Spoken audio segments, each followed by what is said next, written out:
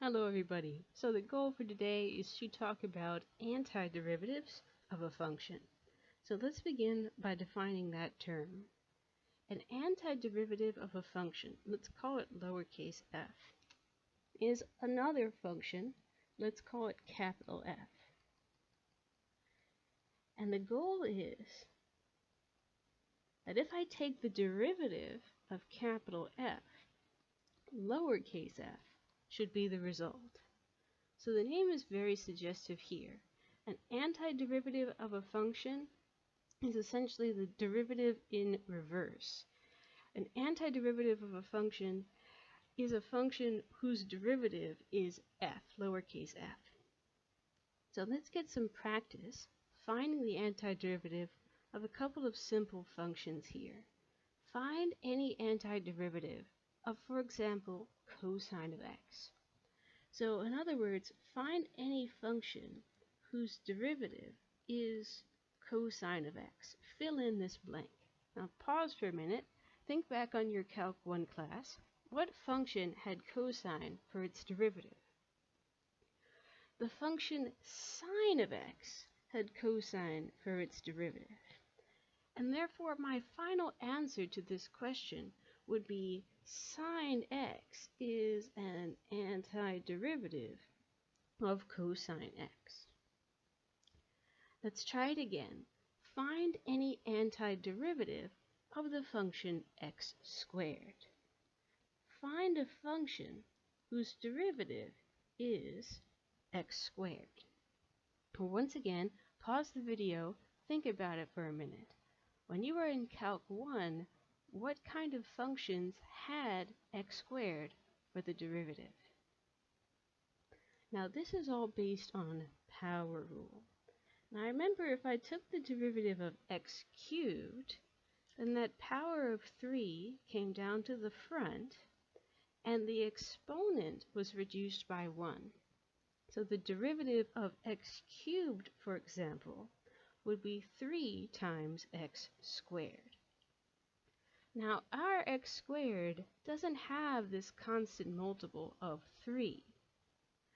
So if I go back to x cubed and put a divisible by 3 here, then let's check. If I take the derivative with respect to x of x cubed over 3, the exponent of 3 comes down, cancels with the 3 in the denominator, and I'm left with no constant multiple in front, and the exponent of 3 is reduced by 1, giving me 2. So an antiderivative of x squared would be x cubed divided by 3, because the derivative of x cubed over 3 returns x squared. Now, what about this exponential function? Can you come up with a function whose derivative is equal to e to the 5x? Now, exponential functions had this property where their derivative was more or less equal to themselves. So I expect that the antiderivative will have an e to the 5x in here somewhere. However, if I take the derivative of e to the 5x, then chain rule will cause that 5 to once again become a constant multiple here in the front. But my function doesn't have a constant multiple of 5 in the front. So once again, I need to adjust this function with a division by 5, so that when I do take the derivative and use chain rule, the 5 that appears from chain rule cancels the 5 that I put in, giving me no constant multiple in front.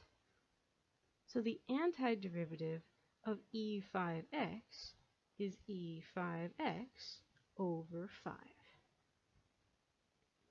So to begin with, at this point in the class, when you're asked to find antiderivatives, you're mostly doing this process of make an educated guess, and then adjust your guess so that the derivative of your antiderivative is equal to the original function. Guess and then adjust your guess. Now, when it comes to antiderivatives, there's typically, in fact, there is always more than one antiderivative for any particular function. So let's suppose that we have two antiderivatives of a function f of x. How are these two antiderivatives related? Let me get a little thought bubble over on the side just to get my mind right here. And let's pretend that I'm taking the derivative of not just x cubed over 3 equals x squared, but suppose I was taking the derivative of x cubed over 3 plus 17. Because the derivative of any constant is 0, the plus 17 will not have any effect on the outcome at all. So x cubed over 3 plus 17 is another perfectly good antiderivative of x squared. And that is true for any added constant. If f of x and g of x are two antiderivatives of little f of x, then those two are different, but only insofar as one may have a number added or subtracted at the end. C is a constant. So all the antiderivatives of a particular function have the same general format. Some core essential part of the antiderivative, and then some constant potentially added out here on the back. Now we have a name for a general format assumed by all the antiderivatives of a function. The indefinite integral of f of x is a description of the form of the most general antiderivative of f of x. When you give someone the indefinite integral, we are saying, hey, any antiderivative you come up with for f of x will have this form.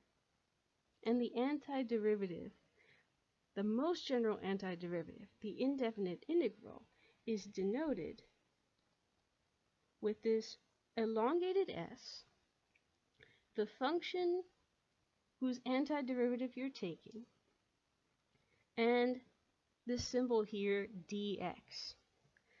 Now, this pair of symbols, the elongated s and the dx, are almost like opening and closing parentheses. If you have one of these symbols, you've got to have the other one to enclose the function f of x. These are like parentheses. So someone says to me, calculate the indefinite integral of 1 over x squared. And here we have the elongated s symbol, the integral symbol, closed with the dx symbol on the right-hand side. And the function in between, 1 over x squared, is the one whose antiderivatives we're trying to describe. So let's think about that. Let's think about what function I could take the derivative of and get 1 over x squared. And it may be helpful to think about this as x to the power -2. Once again, this antiderivative is based on the power rule. If I, instead of subtracting 1 from -2, if I add 1 to -2, and I consider taking the derivative of x to the -1, power rule says -1 comes down to the front, and then -1 changes to -2. So I'll eliminate that -1 that comes down to the front with a divided -1. And here I have sort of our core, our base antiderivative. But to describe the most general format of any antiderivative, I also need to account for the fact that I can add any constant to this function, and the derivative will still be x to the negative 2. So this expression right here, a core function, a single antiderivative, negative x to the minus 1, plus c to represent the fact that any added constant will not affect the derivative.